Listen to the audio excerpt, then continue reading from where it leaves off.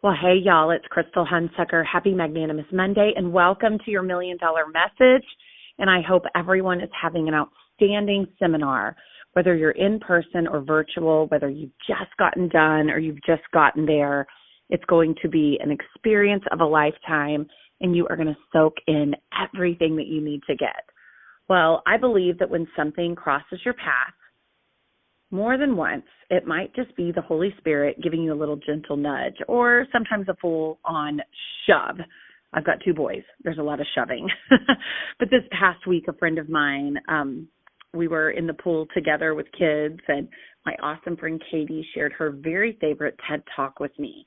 And I was like, oh my gosh, I cannot wait to share this with all my Mary Kay girlfriends listening and all the consultants who use the $1 Million Message to get encouraged and inspired. It was a guy named Daniel Pink. I mean, when she told me the name, I was like, do I even need to hear the rest? I mean, this is like the perfect story ever. His name is Daniel Pink, and it was all about motivation. And let me tell you, it wasn't an ordinary pep talk. This message has really stuck with me in a really deep way. So I want to bring you into that message today because what he shared is directly connected to how we lead, how we sell, how we live, and really how we finish what we started. So Daniel Pink starts by talking about a famous experiment called the candle problem. It's this creative challenge where people are given a candle, a box of tacks, and some matches. And the goal is to figure out how to attach the candle to the wall so the wax doesn't drip on the table. Interesting, right? They tested 2 groups, one with just the challenge and one with a cash prize if they solved it the fastest. Do you want to know what happened? The group with the prize actually performed worse. This is so crazy, you guys. They were slower, they were less creative, and less successful. So why? Because rewards, what he calls if-then motivators, can actually dull our thinking and block creative solutions. Okay, so I know I'm tripping you guys all out because we are in seminar season, so let's pause right there. If throwing more money at a goal doesn't always work, then what actually drives us to do our best? So he breaks it down into 3 really surprising truths of motivation. So the first one is autonomy, the desire to direct our own lives. Oh, y'all, you already know this one speaks my language. People want freedom. They want to feel trusted. They want to choose how they work, not just be told what to do. He also shared about companies like Google, where employees are given 20% of their time to work on whatever passion project they want. And what happened? Gmail, Google Maps, products that change the world. So in Mary Kay, we're so blessed to have autonomy built right in. We get to choose when we work, how we serve, who we bless. Let's never forget that freedom is a gift, but it's also a responsibility. You have the pen in your hand, so let's write the story that you were born to tell. The second thing is mastery, the urge to get better at something that matters. Woo, are we not pros at this in Mary Kay?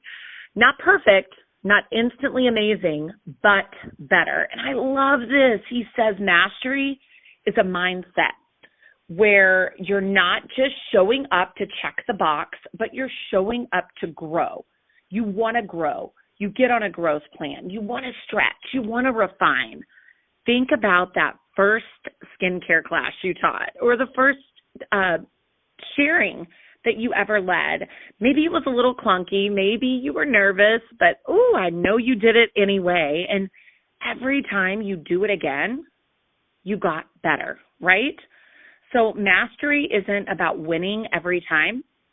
It's about showing up on the days you don't feel like it. It's about choosing growth over ego. It's about pushing, go live, even when your hair isn't curled and your kids are wrestling in the background. I know no one else walks that except me, right? Yeah, right. I know we all have those moments. The last thing and the third thing is purpose, the yearning to do what we do in service of something greater than ourselves. Now, this is where it gets holy. He says when we feel connected to a bigger purpose, we go farther. We push harder. We shine brighter. You've heard me say it before. This whole thing is not about lipstick and mascara. It's about the women on the other side of the order. It's about the mom who feels seen. It's about the teenager who gains that confidence. It's about the grandmother who glows again. Purpose is what keeps us going when nobody's clapping, when the results are slow, when the texts go unanswered.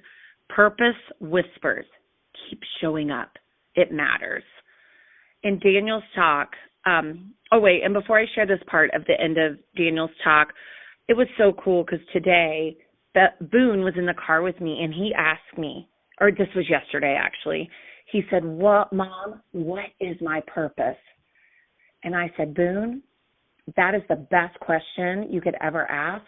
And now that you've asked it, God's going to do a work and show you what your purpose is. And your purpose as a kid might be the same, but it might be different when you become an adult. And I was so blessed to find my purpose in my early 20s from The Purpose-Driven Life, which is a phenomenal book. I think it's Rick Warren. I don't have it in front of me, but it was just a really, really powerful conversation of why this was so holy to me, like a holy divine spirit moment when my son, just a day before my friend told me the story, asked about purpose. So last, you guys, in Daniel's talk, he closes by saying, the secret to high performance isn't rewards or punishments, but that unseen drive, the drive to do things because they matter.